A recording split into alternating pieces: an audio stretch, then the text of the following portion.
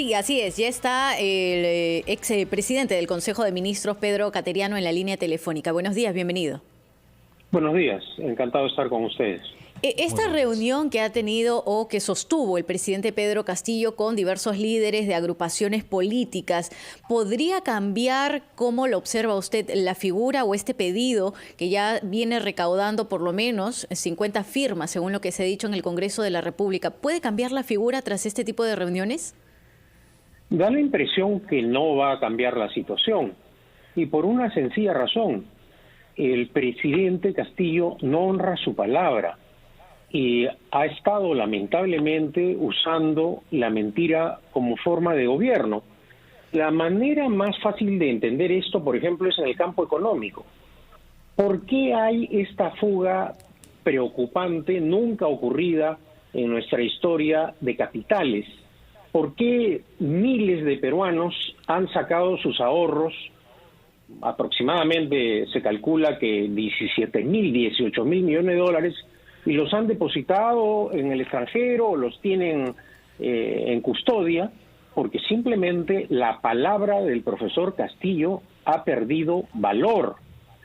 Y eso también se ha trasladado al terreno político.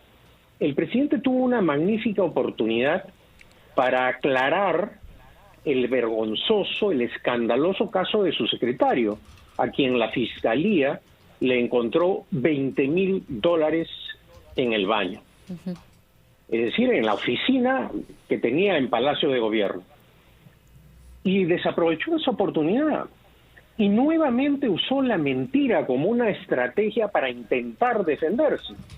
Porque él dijo que usaba la Casa en Breña para sus asuntos personales.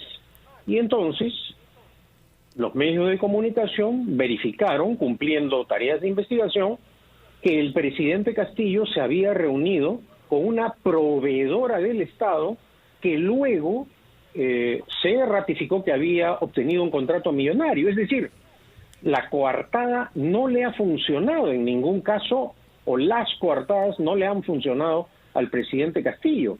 Y él está en esta gravísima situación que afecta la estabilidad política del país, el orden jurídico y la economía nacional, por actos de él y de su propio gobierno, porque tampoco se ha sabido rodear de personas que generen un respeto o cumplan con el orden constitucional. El caso más dramático acaso sea el de la presidenta del Consejo de Ministros, que llegó con una fama de ser dialogante, de tener una apertura y de ser respetuosa a la ley. Ya sabíamos que era notoriamente antiminera, es decir, que el gobierno había optado por una presidenta del Consejo de Ministros que a lo largo de su trayectoria pública ha evitado el desarrollo minero del país.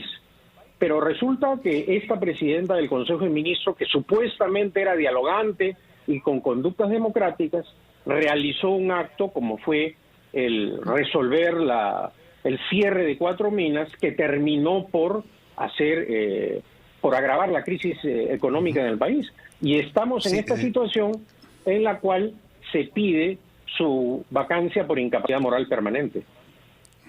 Señor Cateriano, muy buenos días. Entonces, buenos días. La posibilidad, un saludo especial para Trujillo. Muchísimas gracias. ¿Considera en ese sentido, señor Cateriano, que ni la posibilidad de diálogo se le puede conceder a este gobierno? No, yo creo que el diálogo en democracia es fundamental.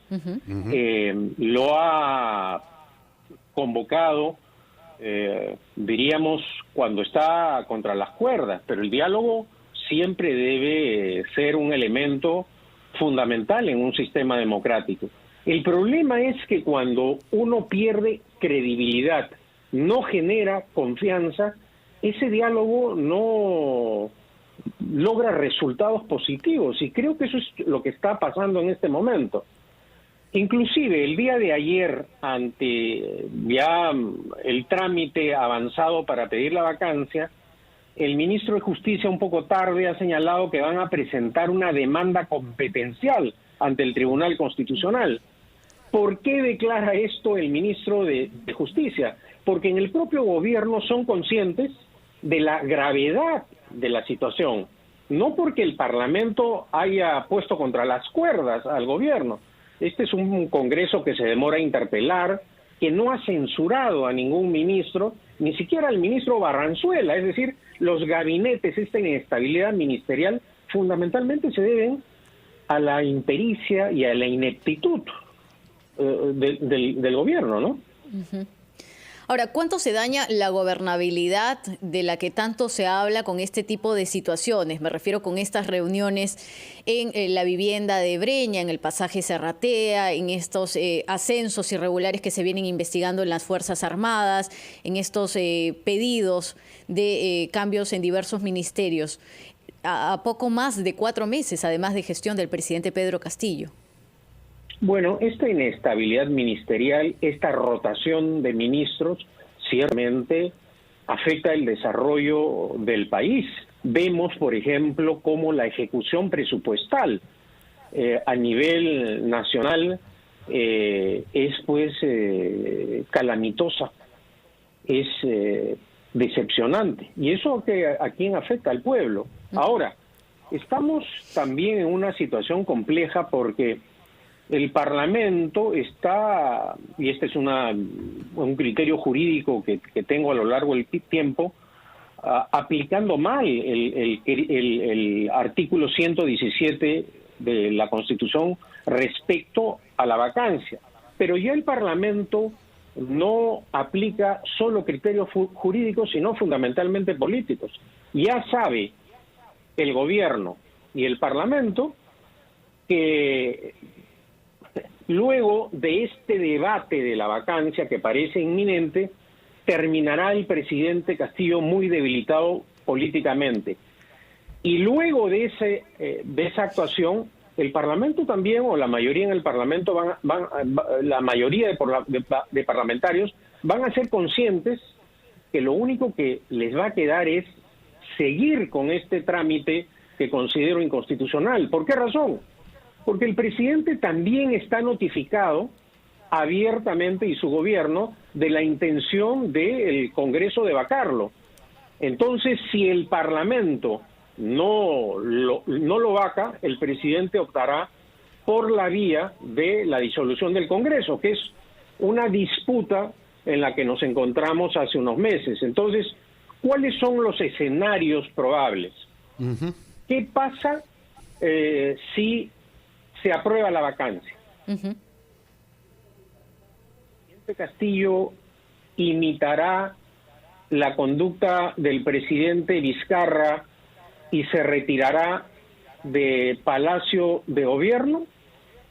Ese es el primer escenario y tenemos que preguntarnos qué ocurrirá en ese contexto. O puede acontecer también que el presidente Castillo, una vez vacado, no salga de Palacio de Gobierno, se quede como presidente, aunque haya sido vacado, esperando el pronunciamiento del Tribunal Constitucional. Este escenario, sin duda alguna, agravaría más la crisis política y económica del país.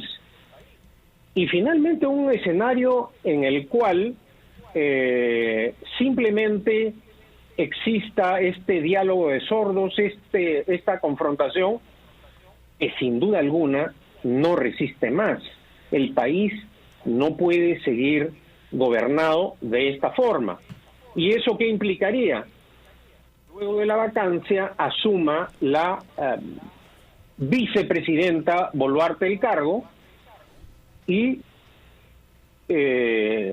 ocurra lo que aconteció cuando estuvo de presidente el ingeniero Vizcarra. Es decir, debido a la gravedad de la crisis, el presidente Castillo se vea obligado a renunciar, como hizo Pedro Pablo Kuczynski, asuma la señora Boluarte. Uh-huh. Y finalmente, ¿qué ocurriría en el último caso en el que el Parlamento también vaque en el cargo a la señora Boluarte y continúe la crisis? Ahí ahora se discuten dos aspectos jurídicos que creo no deberían ser discutidos, porque si el Parlamento, en el hipotético caso de que más adelante también vaque a la señora Boluarte, ¿en qué va a terminar todo esto, en un escenario, señor Cateriano? ¿Cómo? ¿En qué va a terminar todo esto? No, digo, nos vamos de por eso escenario en planteo los escenarios. todos son negativos para el país, ¿no? Todos son negativos para el país, ciertamente. Y además no respetar la Constitución, no mantener vigente un Estado de Derecho es dañino para el país. Pero en el último escenario, ¿qué quiere hacer un sector de parlamentarios? Convocar solo elecciones presidenciales y ellos seguir en su condición de congresistas.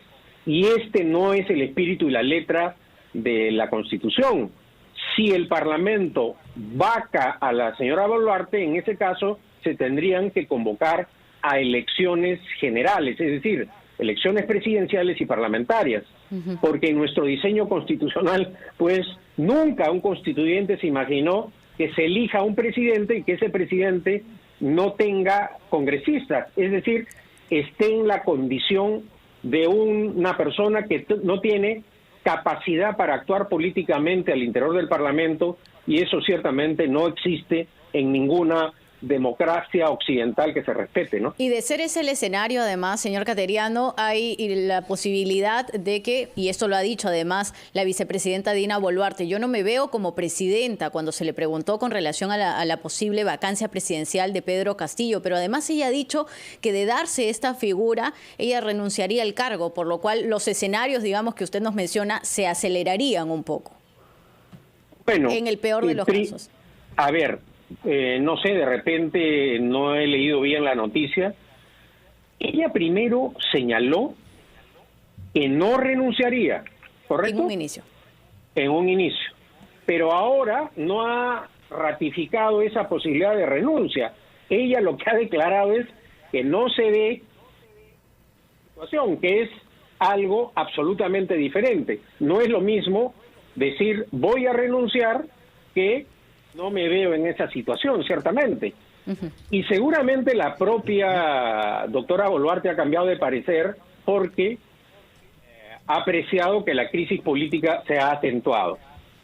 Finalmente, ¿qué otra cosa también podría ocurrir? Que el presidente Castillo se radicalice y recomponga su alianza con Vladimir Cerrón. Eso también podría acontecer. Entonces, entramos a un escenario que ciertamente afecta al país. Y la opinión pública, señor Cateriano, y los ciudadanos, y la gente, y los electores, finalmente, dentro de los escenarios que usted nos describe, no vemos ahí la postura y la posición que puede tomar la gente, tal vez manifestándose en marchas, en las calles. ¿Qué papel, qué rol en estos posibles escenarios podría jugar la opinión pública? Bueno, la opinión pública es fundamental siempre en las situaciones de crisis. Hemos visto, por ejemplo, cuando ocurrió el intento de rompimiento del orden constitucional, cómo salieron los jóvenes a las calles y cambiaron el sentido histórico del país. En múltiples ocasiones han sido los jóvenes los que han cambiado el destino histórico del país, repito, ¿no? Y en esta situación, si hay marchas, movimientos a nivel nacional que piden la renuncia del presidente Castillo, la renuncia sí es un acto constitucional, es decir, el presidente Castillo, forzado por las movilizaciones a nivel nacional,